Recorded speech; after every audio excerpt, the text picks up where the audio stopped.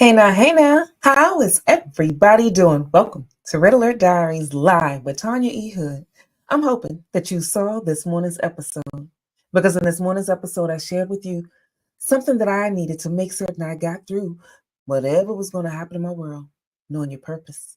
A lot of us find it difficult trying to figure out what our purpose is. And in this morning's episode, I gave you three simple keys that can help you unlock it. The first key is knowing basics of who you are at the core of your being.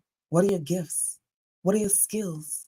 What are your talents? There is something that you do effortlessly, the thing that people often come to you about. What does that look like? When you truly discover what that is, you'll get a clarity that will help you truly know when you should go left or go right with various things in life. It would also let you know who you need to have in your world and who needs to exit your world. So you won't be figuring out all the time if I'm in the right place. Am I with the right people? Am I doing the right thing? Your gifts will give you clarity that you're in the right space because it will support you and the thing that you're doing. The talents that you are developing will be strengthening with the skills that you have. So don't keep trying to walk through life trying to figure out if I'm doing the right thing. Take some time, check within. One of the things that I often share with my clients is to write down those things that you know that you do well. And if you can't figure it out, ask somebody around you. There are people that are in your world that you are supporting, that you are helping on a regular basis. Ask them, what is it that you know that I do well? If you could say one thing that I do to help others in the world, what does that look like? That response that you get, it will give you more clarity about your natural gifting.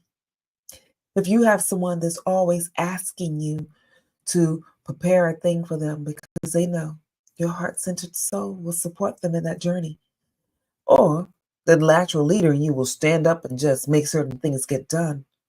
That is a place that you need to start focusing on a little bit better. And I ask that you get one word because if you ask for one word, it helps people focus a little bit more. It causes them to think a little bit deeper about you because you want to have insight. And when you sit down and walk through your life, one of the things that I did, and this may be a good action step for you to take as well, I looked at my moment as much as I can in my life, one year at a time. I just sat back. At what age? This age, I was doing this. This was a pivotal moment in my life. And you write each year down on a sheet of paper and write one or two sentences. Don't let this be long because if it's too long, you're not going to do it. And I want you to succeed. Here's a second key that I shared this morning. What are you passionate about? There is something that riles you up. It may be mundane and boring to a whole bunch of other people, but for you, oh, that one thing brings you joy. That one thing makes certain that you feel like if I just did this all day long, life would be good. I want you to start writing down what that is. If you haven't truly paid attention or asking somebody, is this something that you know that I usually get a little passionate about? They'll tell you because they are the ones that are truly experiencing it. Here's the third key. The third key that I want you to start paying attention to is something that you're doing already. What are you experiencing? The experiences that you're having.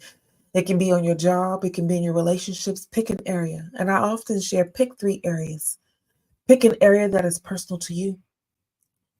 Your personality, the things that really you just do. If nobody else joins you in doing it, that thing in that area, you will do anyway.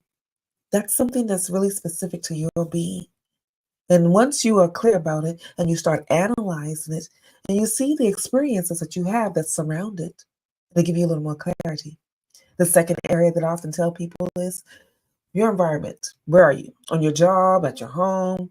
How do you hang out? What experiences do you have in that arena?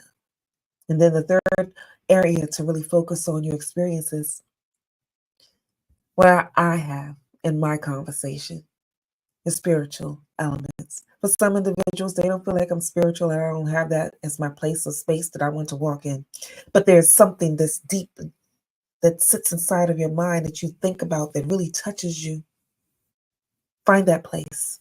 Walk in that place because it is there that you'll get greater insight about what your experiences are. Because somewhere along the way, in those three areas of life, you have experienced something. There's been something that has touched you, the joy, the inner parts of your being. There's been something that your environment has said about you, that you're walking out and you're living out. And there is something that really hits you in the recesses of your soul. Find out what those experiences are. Now, when you finish pulling all of these things together, those three keys, your passions, your gifts, skills, and talents, and then your experiences, where they overlap, I usually use a Venn diagram. So for those of you that did not watch this morning's episode, go back because I created a pretty picture that I use to give a great illustration with my clients about these keys using the Venn diagram.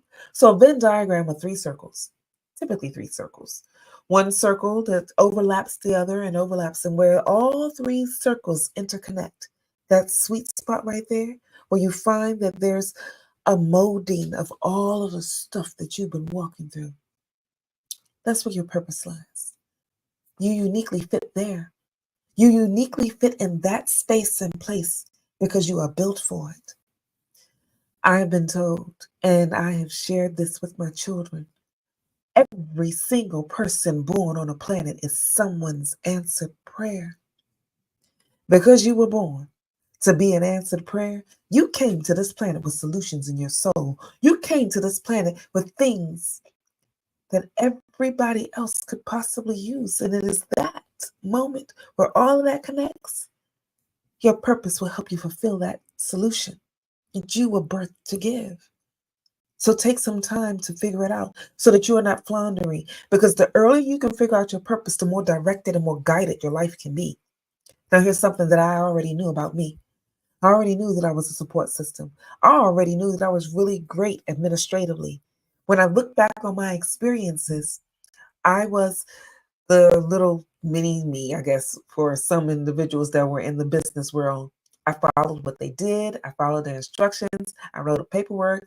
The administrative assistant role, that is something I am excellent at. I've got the gifting for it. I've got the skill set for it, and I have the experiences for it. And when I know that I'm going to use that to help somebody get better by creating a solution for them, oh, I got passion for that. So I knew early that something administrative would be inside of my reason, my purpose, and where I was guided towards. It helped me start filtering out some things in life I just would not do. When you are clear early on what your purpose is, you're more strategic and more focused. There are people, places, and things that you will not allow in your presence because it does not suit your purpose. And when you set up that boundary supports you in more ways than you can imagine. I didn't take the time to look at all the various areas I just shared with you. And because I did not take the time to do that, some parts of my world got infiltrated with chaos and stupidity because I was not focused.